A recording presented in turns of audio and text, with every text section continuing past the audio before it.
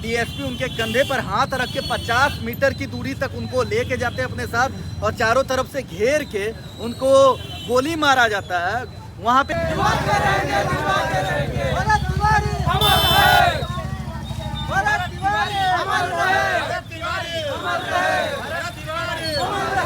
देख रहे हैं स्क्रीन पे जो कि देख रहे हैं भारत तिवारी का कैंडल मार्च निकाला गया जम्मू में विद्यार्थी के द्वारा, जो कि जम्मू के चेहरी चौक पे यह कैंडल मार्च निकाला गया लोगों के द्वारा। क्या कहना है इन लोगों के द्वारा अभी हम पूछेंगे, बातें करेंगे भाई साहब से सभी से, तो वीडियो बने रहिए, आगे तक दिखाएंगे आपको। एनकाउंटर नहीं, हत्या है, हत्या है, हत्या है। भारत तिवारी, भारत तिवारी, भारत तिवारी की लड़ाई, भारत तिवारी की लड़ाई, भारत तिवारी को न्याय दिलवा के रहेंगे।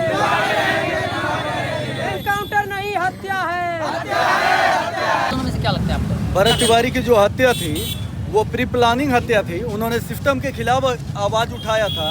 उन्होंने 1150 करोड़ के फंड के पीछे केंद्र से जो मिली थी 2024 के आपदा के बाद बिहार सरकार को, उसके पीछे आवाज़ उठाया था। बिहार सरकार से जो 1400 करोड़ की अनुमोदित हुई थी राशि, उसके खिलाफ आवाज़ उठाया था।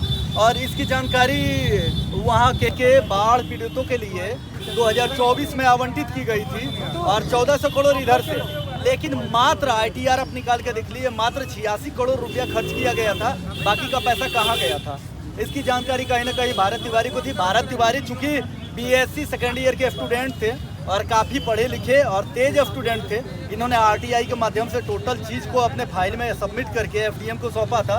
FDM के द्वारा और ये बोलिए बिहार के सिस्टम के द्वारा ये जो 12,000 करोड़ की घोटाला की गई है, इसके लिए यहाँ पे मोटा मोटी मान लीजिए आपकी भरत तिवारी की प्री प्लानिंग हत्या। अच्छा, ये जिस तरह से आरोप लगाया जा रहा है लगातार पुलिस प्रशासन के द्वारा कि वो मानसिक स्थिति उनकी सही नहीं थी, उनका मानसिक संतुलन बिगड़ गया था, क्या लगता है उनके पोस्ट को देखते हुए या फिर वो जो लाइव आए थे लास्ट अंतिम लाइव आए थे, उनके बातों या रवैये से क्या लग रहा था कि वो मानसिक संतुलन अपना खो गए? आप एक बात बताइए, जो व्यक्ति 2024 से कंटिन्यूड आपके फेसबुक पेज पे, आप तो उसके फेसबुक पे कुछ चेक कर लीजिए, भरत तिवारी के नाम से है, जो कंटिन्यूड लिख रहा है, रोट कर रहा है और 2026 में उसकी हत्या होती है।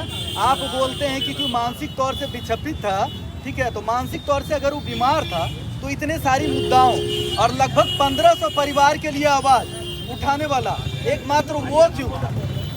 और भी तो कई योद्धा हो सकते थे, और भी तो कई योद्धा हो सकते थे। उसने अपने हाथ में, जब तक अपने हाथ में हथियार रखा तब तक किसी ने उसके ऊपर गोली नहीं चलाई। अगर आपको हत्या करनी थी और पुलिस आत्मरक्षा के लिए हत्या करती तो एक दिन पहले 16 तारीख को जब उसके घर पे गए थे और अपने छत पर से गोली चलाए थे, 16 तारीख को ही अपने आत्मरक्षा में उनके ऊपर हत्या करने के लिए आप आत्मरक्षा के तहत गोली चला सकते थे। लेकिन 17 तारीख को जब वो लाइव आके, अगर वो आदमी विक्षिप्त होता, वो आदमी अगर पागल होता तो लाइव आके, उनको पता था, कहीं ना कहीं से अंदेशा था कि हमारे ऊपर इस तरीके का कार्रवाई होगा, हमारी हत्या होगी। उन्होंने पहले से ही प्री प्लान कर लिया था कि इसके अपोज में हमको क्या करना है कि पूरे देश में एक क्रांति फैले, पूरे राज्य में एक क्रांति फैले। इसीलिए उन्होंने सबसे पहले लाइव आया, लाइव आने के बाद अपनी मांगे रखी, मांगे को प्रशासन के जो वहाँ पे अधिकारी थे उन्होंने स्वीकार किया। स्वीकार करने के बाद उन्होंने अपने हथियार को लाइव में त्याग दिया और लाइव में त्यागने के बाद डीएसपी उनके कंधे पर हाथ रख के 50 मीटर की दूरी तक उनको लेके जाते हैं अपने साथ और चारों तरफ से घेर के उनको गोली मारा जाता है। वहाँ पे 3 गोली की आवाज़ होती है और चारों तरफ से जब बंद कर लीजिएगा, आप नज़र बंद करके गोली मारिएगा तो पैर में गोली मारा गया था। गोली मारने के बावजूद आप लाइव देख सकते हैं कि भरत तिवारी जब वहाँ से पुलिस की गाड़ी में, एम्बुलेंस में जा रहे थे तो उन्होंने अपने हाथ से सभी जनता का अभिवादन किया कि मैं ठीक हूँ, मैं फिर आऊँगा। लेकिन बीच रास्ते में हॉस्पिटल ले जाने के क्रम में उनके अंडकोश में गोली मारी गई, उनके पेट में गोली मारी गई। ये कहीं ना कहीं, और उनके मुंह से झाग निकल रहा था, जैसे उनकी बहन का और भाभी का स्टेटमेंट था। ये कहीं ना कहीं रहस्यमय और संदेहास्पद है। इसके ऊपर जांच